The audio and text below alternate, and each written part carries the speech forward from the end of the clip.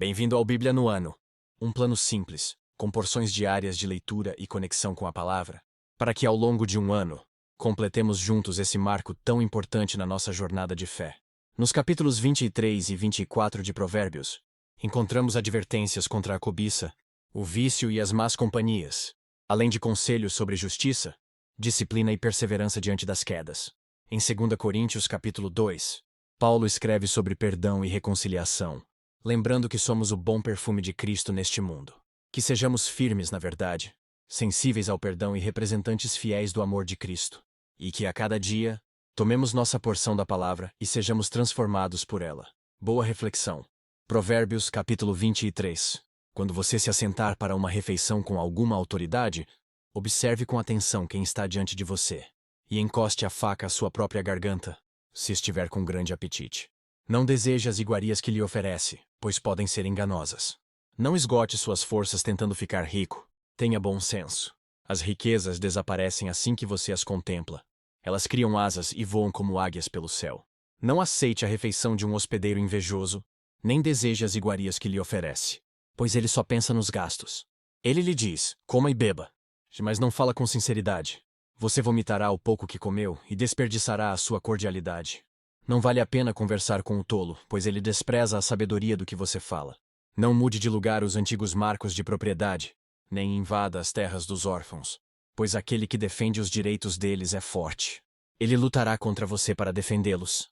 Dedique a disciplina ao seu coração, e os seus ouvidos às palavras que dão conhecimento. Não evite disciplinar a criança. Se você a castigar com a vara, ela não morrerá. Castigue-a você mesmo com a vara, e assim a livrará da sepultura. Meu filho, se o seu coração for sábio, o meu coração se alegrará. Sentirei grande alegria quando os seus lábios falarem com retidão. Não inveje os pecadores em seu coração. Melhor será que temas sempre ao Senhor. Se agir assim, certamente haverá bom futuro para você. E a sua esperança não falhará. Ouça, meu filho, e seja sábio.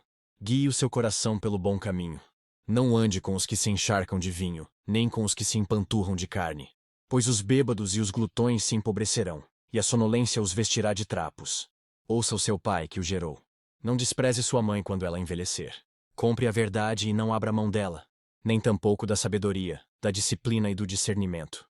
O pai do justo exultará de júbilo. Quem tem filho sábio nele se alegra. Bom será que se alegrem seu pai e sua mãe, e que exulte a mulher que o deu à luz. Meu filho, dê-me o seu coração. Mantenha os seus olhos em meus caminhos. Pois a prostituta é uma cova profunda, e a mulher pervertida é um poço estreito. Como o assaltante, ela fica de tocaia, e multiplica entre os homens os infiéis. De quem são os ais? De quem as tristezas? E as brigas, de quem são? E os ferimentos desnecessários? De quem são os olhos vermelhos? Dos que se demoram bebendo vinho, dos que andam à procura de bebida misturada. Não se deixe atrair pelo vinho quando está vermelho, quando cintila no copo e escorre suavemente. No fim, ele morde como serpente e envenena como víbora. Seus olhos verão coisas estranhas, e sua mente imaginará coisas distorcidas. Você será como quem dorme no meio do mar, como quem se deita no alto das cordas do mastro, e dirá, espancaram-me, mas eu nada senti. Bateram em mim, mas nem percebi. Quando acordarei para que possa beber mais uma vez? Provérbios, capítulo 24. Não tenha inveja dos ímpios, nem deseje a companhia deles. Pois destruição é o que planejam no coração, e só falam de violência.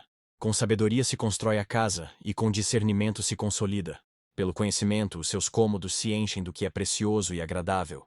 O homem sábio é poderoso, e quem tem conhecimento aumenta a sua força. Quem sai à guerra precisa de orientação, e com muitos conselheiros se obtém a vitória. A sabedoria é elevada demais para o insensato. Ele não sabe o que dizer nas assembleias. Quem maquina o mal será conhecido como criador de intrigas.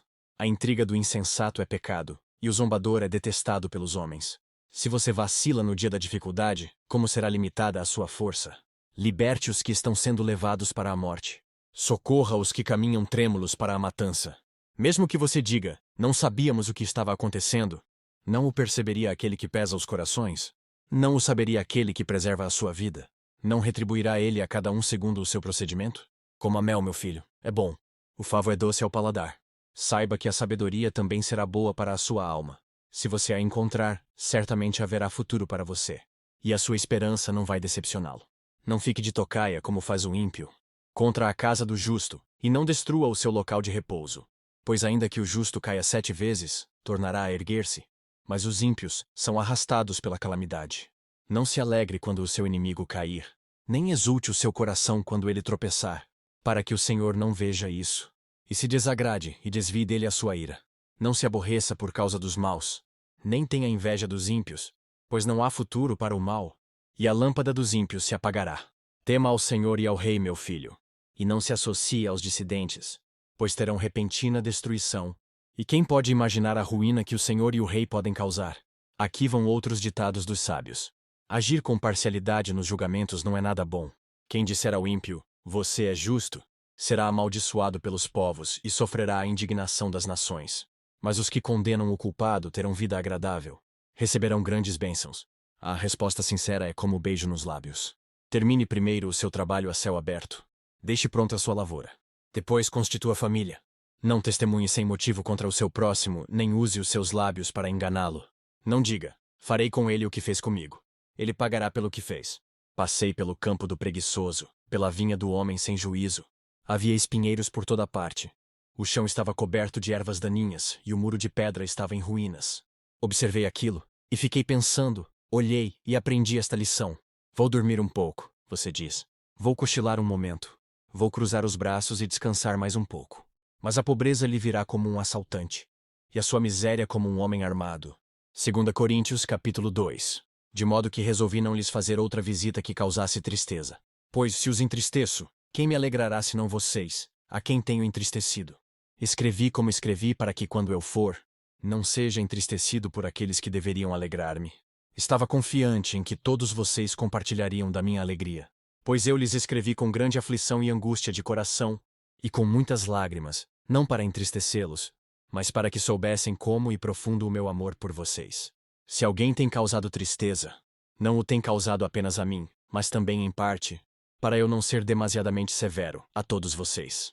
A punição que lhe foi imposta pela maioria é suficiente. Agora, pelo contrário, vocês devem perdoar-lhe e consolá-lo, para que ele não seja dominado por excessiva tristeza. Portanto, eu lhes recomendo que reafirmem o amor que têm por ele. Eu lhes escrevi com o propósito de saber se vocês seriam aprovados, isto é, se seriam obedientes em tudo. Se vocês perdoam a alguém, eu também perdoo. E aquilo que perdoei, se é que havia alguma coisa para perdoar, perdoei na presença de Cristo, por amor a vocês, a fim de que Satanás não tivesse vantagem sobre nós. Pois não ignoramos as suas intenções. Quando cheguei a Troade para pregar o Evangelho de Cristo e vi que o Senhor me havia aberto uma porta, ainda assim, não tive sossego em meu espírito, porque não encontrei ali meu irmão Tito. Por isso, despedi-me deles e fui para a Macedônia. Mas graças a Deus, que sempre nos conduz vitoriosamente em Cristo e por nosso intermédio, exala em todo lugar a fragrância do seu conhecimento, porque para Deus somos o aroma de Cristo entre os que estão sendo salvos e os que estão perecendo. Para estes somos cheiro de morte, para aqueles fragrância de vida. Mas quem está capacitado para tanto? Ao contrário de muitos, não negociamos a palavra de Deus visando lucro. Antes, em Cristo, falamos diante de Deus com sinceridade, como homens enviados por Deus. Que as palavras de hoje permaneçam em seu coração e transformem sua caminhada de fé.